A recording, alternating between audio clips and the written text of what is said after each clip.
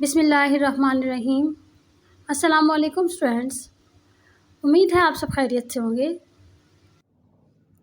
Dear students, آج ہم طالع پاکستان کے باب نمبر 1 پاکستان کے نظریاتی اساس صفحہ نمبر 5 پر برصغیر کے مسلمانوں کے معاشرتی اور ثقافتی حالات کی دہرائی کریں گے۔ ڈیئر اسٹوڈینٹس، جیسے کہ ہم جانتے ہیں، مسلمان ہمیشہ سے اپنے ثقافتی اور تہذیبی ورثے کی بنا پر دوسری قوموں سے علیحدہ حیثیت رکھتے تھے۔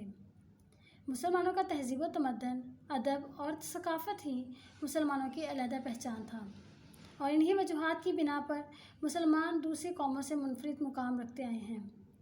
ہندوستان میں ہندوؤں کی ہمیشہ یہ کوشش رہی ہے کہ مسلمانوں کو بحیثیت ایک قوم کے ختم کر دیا جائے اور انہیں ہندو معاشرے میں مدغم کر لیا جائے، اور یہی وجہ نظریہ پاکستان کا اہم سبب بنی۔ آئیے مطالعہ کرتے ہیں۔ اسٹوڈینٹس، یہاں پہ آپ کی ہیڈنگ بن سکتی ہے برصغیر کی تہذیب و ثقافت پر اسلام کے اثرات۔ نظریہ پاکستان ایک مخصوص طرز زندگی اور تہذیب و ثقافت کی دعوت دیتا ہے۔ بلا شبہ برصغیر کی مسلم تہذیب و ثقافت پر اسلام نے گہرے اثرات چھوڑے ہیں۔ برصغیر کے مسلمانوں کے منفرد نسلی و تمدنی، تاریخی ورثہ اور جغرافیائی ماحول کی وجہ سے بھی روایات نے نشو و نما پائی۔ ایسے تمام طریقے جو اسلامی تعلیمات کے خلاف نہیں تھے، وہ یہاں کے مسلمانوں کا ثقافتی ورثہ تھا اور آج بھی ہے۔ برصغیر میں دوسری قوموں کے ساتھ رہ کر مسلمانوں نے اسلام کی ثقافتی اقدار کا تحفظ کیا۔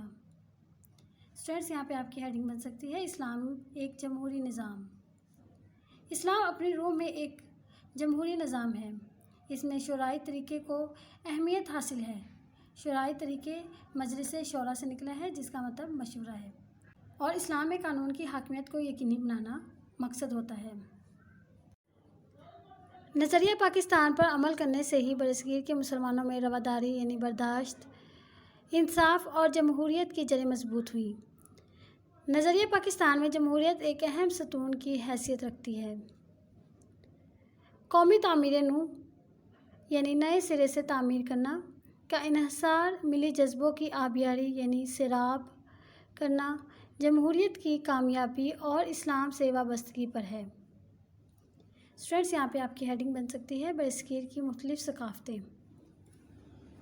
برصغیر میں کئی زبانیں بولنے والے مسلمان رہتے تھے۔ ان کی ثقافتیں، روایتیں، نسلیں اور سماجی ماحول مختلف تھے، اور رنگوں میں بھی یکسانیت نہیں تھی۔ دین اسلام ہی وہ واحد طاقت تھی جو تمام مسلمانوں کو ایک قوم کے سانچے میں ڈالے ہوئے تھی۔ اسلام کی روح سے مسلمان مسلمان کا بھائی ہے، اور مسلمان ہمیشہ اپنی پہچان اپنے مذہب کے حوالے سے کراتے تھے۔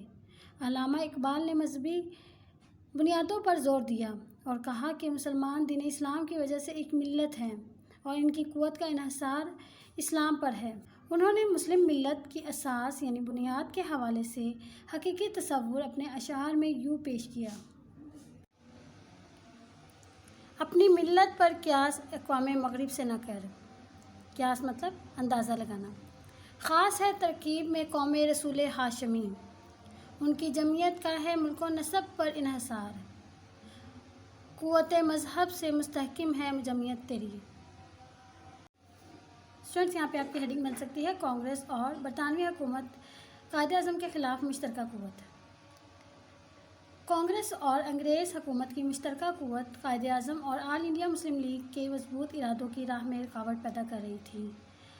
قائد اعظم ان دونوں سے مسلمانوں کو آزادی دلانا چاہتے تھے۔ ہندوؤں کی عددی برتری اور انگریز حکومت کی بے پناہ طاقت مسلمانوں کو پاکستان بنانے سے نہ روک سکی۔ اس کی وجہ اسلام سے مسلمانوں کا وابستہ ہونا تھا۔ قائد اعظم اسلام کی سربلندی اور مسلمانوں کے تحفظ کے لیے مسلسل کوشاں رہے، اور مخالفتوں کے پہاڑ بھی ان کا راستہ نہ روک سکے۔ اسٹوڈینٹس، یہاں پہ آپ کی ہیڈنگ بن سکتی ہے مسلم قومیت کا تصور۔ مسلم قوم نے اپنے عظیم قائد کی سربراہی میں اپنے آپ کو ایک مضبوط اور بھرپور قوم ثابت کیا اور ملی اتحاد کے ذریعے مسلمانوں کے جداگانہ قومیت کے تصور کو کامیاب بنایا۔ یہ تصور نظریہ پاکستان کہلایا۔ ڈیئر اسٹوڈینٹس، اسلام مکمل ضابطہ حیات ہے۔ متحدہ ہندوستان میں رہتے ہوئے مسلمانوں کے لیے یہ ممکن نہ تھا کہ وہ اسلامی طرز زندگی اپنا سکیں، لہٰذا اسلام کو زندگی کے ہر شعبے میں لاگو کرنے کے لیے یہ ضروری تھا کہ مسلمانوں کا اپنا علیحدہ آزاد وطن ہو جہاں پر اسلام کے اصولوں کو اپنایا جا سکے۔ قائد اعظم نے فرمایا، ہم نے پاکستان کا مطالبہ اس لیے کیا کہ ہم مسلمان تھے اور مسلمان رہنا چاہتے تھے، اس لیے ایک خطہ زمین کی ضرورت تھی جہاں ہم اپنی زندگی کو اسلام کے سنہری اصولوں کے مطابق ڈھال سکیں۔ اسٹوڈنٹس، آج ہم نے برصغیر کے مسلمانوں کے معاشرتی اور ثقافتی حالات کی دہرائی کی۔ آج کے لیے اتنا ہی، اجازت دیجیے، اللہ حافظ۔